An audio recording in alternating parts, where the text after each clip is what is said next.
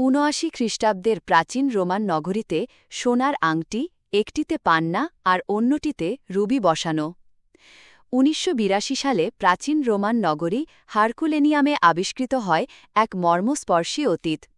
৭৯ খ্রিস্টাব্দে ভিসুভিয়াস আগ্নেয়গিরির অগ্নিৎপাতে যে শহর ছাইয়ের নিচে চাপা পড়ে গিয়েছিল, সেখানেই মিলল এক নারীর দেহাবশেষ, যিনি ইতিহাসে পরিচিত রিং লেডি নামে।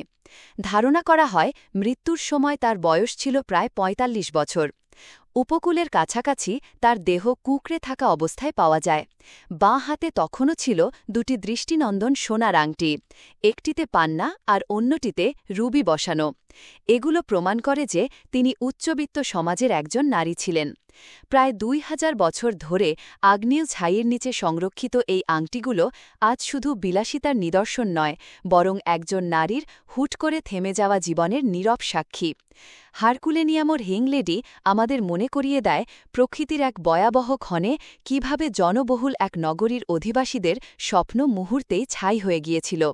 গ্রন্থনা অধ্যক্ষ মহসিন আলী আঙ্গুর, সম্পাদক ও প্রকাশক মুজিবনগর খবর.com, মেহেরপুর।